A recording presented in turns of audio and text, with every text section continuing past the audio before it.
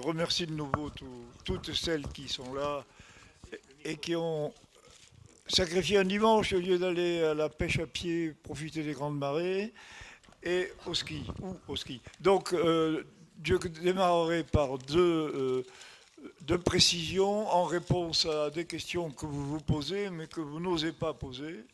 La première, que diable les associations qui organisent, avec le soutien d'élus, cette première après-midi de travail, que diable font-elles hors du circuit institutionnel?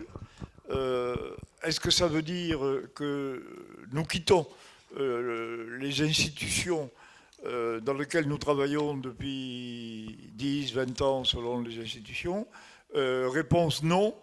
Simplement, provisoirement, nous considérons qu'on ne peut plus attendre et qu'on a absolument devant nous qu'une seule issue pour sortir de l'impasse. Et l'impasse, vous le verrez avec l'état de lieu qui va suivre tout de suite, elle est grave. Il y a des situations catastrophiques. Donc on ne peut plus attendre. Je donne quelques chiffres quand même.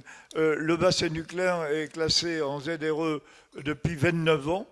Ça fait 29 ans qu'il y a urgence, une urgence chronique, à sortir d'un déséquilibre notoire entre la ressource et les prélèvements. Ça fait 29 ans que cette urgence n'a donné aucun résultat, sauf une aggravation, du déséquilibre, 29 ans.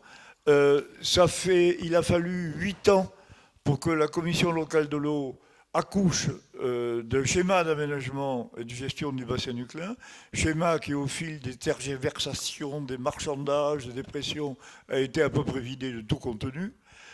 Ça fait 8 ans que l'instruction gouvernementale sur les projets de territoire a été publiée en 2015. Ça fait 8 ans que nous demandons que cette instruction soit respectée.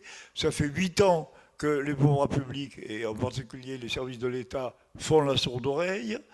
Ça fait 3 ans que l'établissement public territorial du bassin de la Vienne, dont nous dépendons, a pris la décision, du moins son conseil syndical a pris la décision d'accepter de porter, d'être la structure porteuse d'un projet de territoire.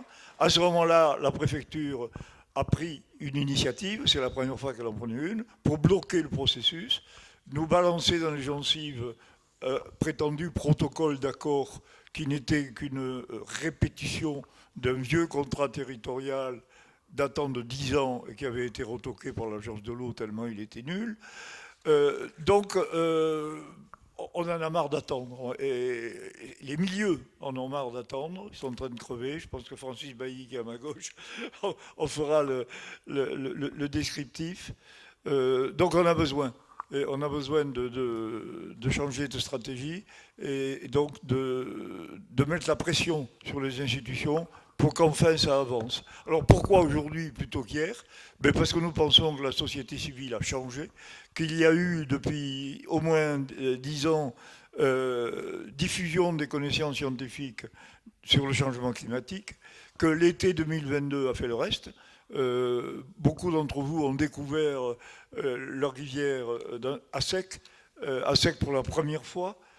Beaucoup ont été sensibles aux menaces sur l'eau potable. Je remercierai à ce propos notre préfet qui nous a donné involontairement un sacré coup de pouce en lançant son plan Orsec eau, qui a beaucoup surpris les élus municipaux quand ils se sont vus attribuer le rôle, la fonction de pallier à l'improviste à des années d'incurie des pouvoirs publics pour prévoir l'alimentation en eau avec le changement climatique. Donc ça, je crois que ça a permis à l'opinion publique, à vous en particulier, de prendre plus nettement conscience de ce qui se passait.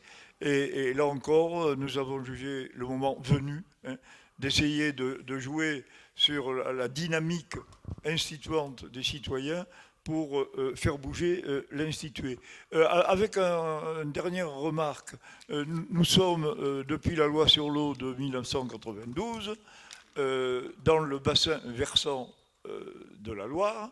Vous savez que cette loi sur l'eau a été révolutionnaire en ce sens qu'elle a institué la gestion de l'eau par bassin versant en bousculant les limites administratives que les cours d'eau ne savent pas respecter. Donc on ne peut pas faire une gestion départementale de l'eau, donc c'est par bassin versant. Nous dépendons du bassin versant de la Loire, et ce bassin versant de la Loire, il a une histoire. C'est la première fois en France qu'on a vu des citoyens, dans les années 80, entrer en lutte contre un plan d'artificialisation, de destruction de la Loire porté par le bien connu M. Royer, et que ce sont des luttes citoyennes dans les années 80 qui non seulement ont arrêté ce plan catastrophique, mais imposé un plan Loire à grandeur nature qui a sauvé le bassin versant et qui a débouché aujourd'hui sur ce qui s'appelle le Parlement de Loire, c'est-à-dire une profusion d'initiatives citoyennes qui se sont emparées de l'ensemble des problèmes du bassin de la Loire et qui expérimentent un nouveau mode d'intervention citoyenne dans la gestion de l'eau. Donc c'est peut-être encore un petit peu utopique, ça n'a pas encore débouché au niveau gigantesque du bassin de la Loire sur de l'institué, mais ça nous donne le droit d'avoir confiance dans la créativité des citoyens et dans leur intelligence collective. J'arrête là et on va attaquer l'état des lieux en espérant que vous ne tomberez pas de votre chaise. Merci beaucoup, Jean-Louis Jolivet.